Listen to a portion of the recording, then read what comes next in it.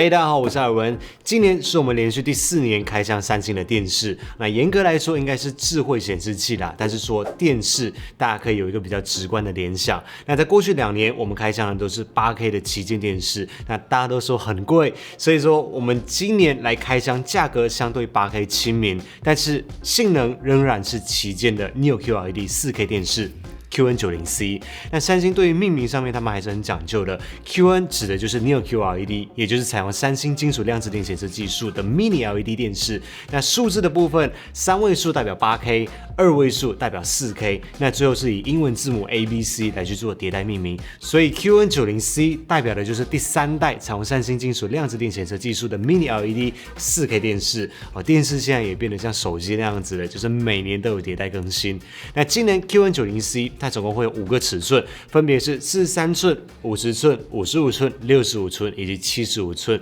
足够去满足各个家庭不同空间大小的需求。那我们也同步的把相对应的官方售价把它标上，提供给大家参考。我们手上的这一款它是65寸的，整体的外观它延续三星电视极简高雅的工业设计美学，正面3边等宽，实际看到画面还有边框的距离只有 0.9 公分，底部这边它会多一点点，来到 1.2 公分。以平常看电视的距离来说的话，你是几乎没有边框感的。那三星的 logo 它就很低调的放在它的右下角，底下这边它有一个电源键控制按钮，一个电源的指示灯，还有一个麦克风的开关键。底座的部分它是一个中置悬浮式的金属6边形底座，它不是采用2侧视角的那一种，所以它需要的底部空间也会比较小。那高度我觉得它是有特别设计过的，刚刚好就可以放下他们自家的 soundbar。背面是黑色法式纹的设计背板，虽然说这个型号没有搭配我自己很喜欢的美型极限器，但是它有贴心的去做走线槽的设计，而且还有不同的宽度，你可以去因应不同的粗细的线材来去做使用。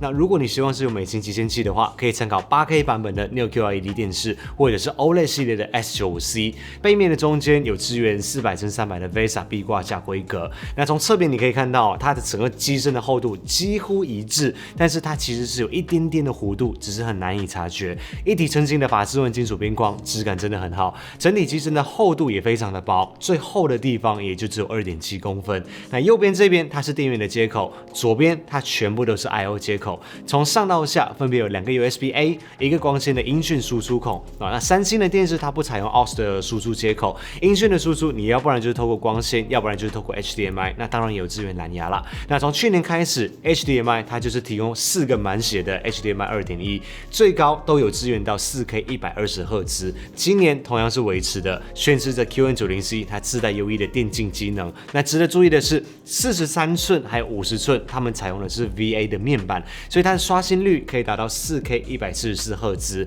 其中第3个 HDMI 的接孔，它是有支援 eARC 的音讯回传，所以 soundbar 就要接在这里。那最后一个就是 RJ45 以太网络的接孔，当然也是有支援 WiFi， 那规格是 WiFi 5。那给到4个满血的 HDMI 2.1， 我觉得对现在动辄家里就有好几台的游戏主机，还有外接的电视盒等等的家庭来说，这个使用起来真的很方便，你不用去注意说我到底要接在哪一个孔才能够跑到最高的帧率，这一点三星一直都给得很大方。那三星的遥控器在这里一直是我个人非常喜欢的，因应现代人的使用习惯，它省略了很多无关紧要的那些数字键，让机身可以维持极简、轻薄、小巧。同样支援 HDMI CEC， 你用一个遥控器就可以去操控其他的 HDMI 的设备。那快捷键的布局，它这一次是 Netflix、Prime Video、Disney Plus， 还有一个是浏览器。那这个部分，我个人还是会强烈的建议三星，是不是可以保留一颗自定义的快捷键，让用户可以去自定义，因为全世界各地每个区域，甚至到每一个人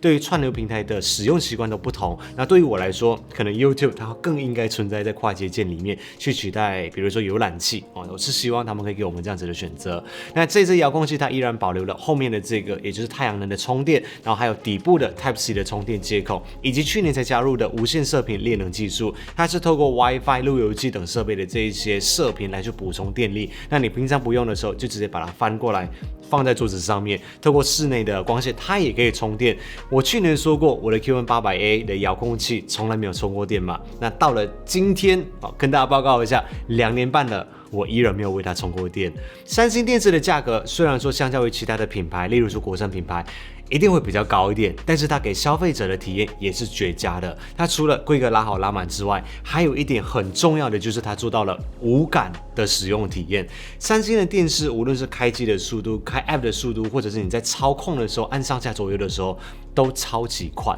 它不会有那种就是你按了一个选项之后，或者是你在按左边控制下来的时候，它会有延迟很久的情况出现，或者是你在看串流平台的时候，它会突然间就闪退了。以上这些看似基本的需求，我都曾经在其他的电视系统上面经历过，这真的是一种很干扰使用者的体验啊！那当然，这就要归功于他们自家的作业系统 Tizen QN90C， 它搭载的是最新的 Tizen OS。Smart Hub 的首页可以去依照个人的喜好去自定义你常用的 App 清单，常用的影音串流平台全部都有，连抖音都有哎。那你也可以去下载 Twitch 来去观看游戏的直播。那如果说你想要玩游戏的话，你是可以去下载 GeForce Now 这个 App， 然后连接上你的手把去玩 Steam 啊、Epic Games 啊、Ubisoft 啊，或者是 Origin 上面的游戏，但前提是游戏它要支援才可以。那三星的电视连接上面也都是一直保持着很开放的态度，你可以在 Workspace 里面去连接 Mac 或者是 Windows 的电脑，去连接三星的手机或者是平板，就可以去启动 Samsung DeX， 也支援苹果的 AirPlay 2。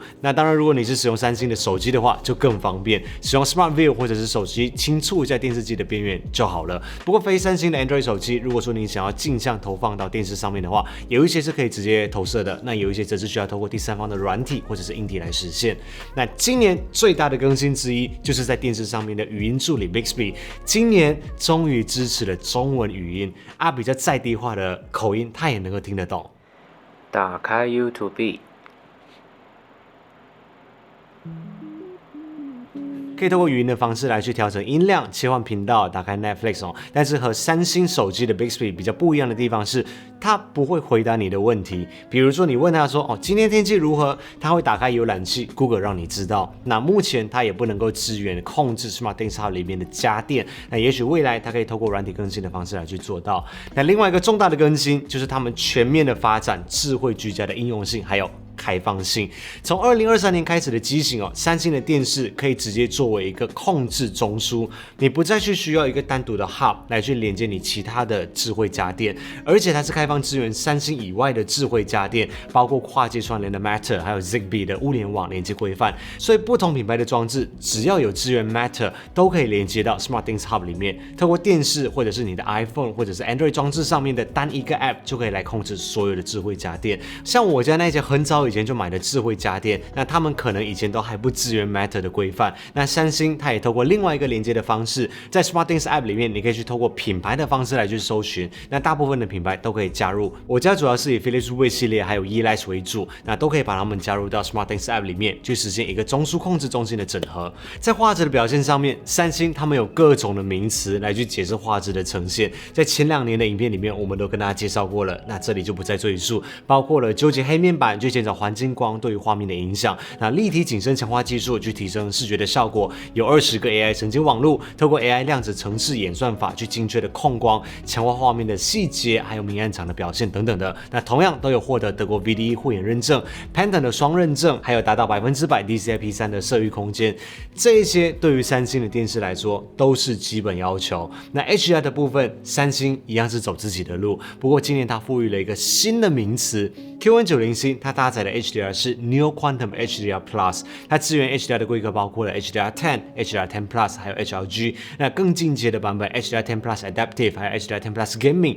都有。虽然一样不支援 Dolby Vision， 看 Netflix 的时候不能够点灯成功，但是一样会有 HDR 的效果。那 HDR10 Plus Gaming 它不只是具备了 HDR10 Plus 的逐帧优化的亮度还有对比度的优点，它还有3个关键的重点。第一个是有 VRR 可变更新率，第二个是自动 HDR 的校正，还有第3个是低延迟色调映射 Tone Mapping， 可以去还原游戏开发者当初在设计的时候的全美画质的同时，让玩家可以享受低延迟的游玩快感。顺带一提，玩游戏所需要的所有技术它都一应俱全， ALM 自动低延迟模式、VRR 可变更新率，还有 AMD FreeSync Premium Pro 的技术全部都有。参考 Rating 上面的数据，反应时间是 10.2 毫秒， 4K 60Hz 的输入延迟是 10.3 毫秒，对于玩家来说可以去享受流畅的游戏体验。在玩游游戏的时候可以去启动游戏模式，可以启动自动 HDR 的优化功能，用最新的 AI 智慧技术，透过深度学习演算法去提升 HDR 的影像的内容的对比度，还有它的细节以及色彩，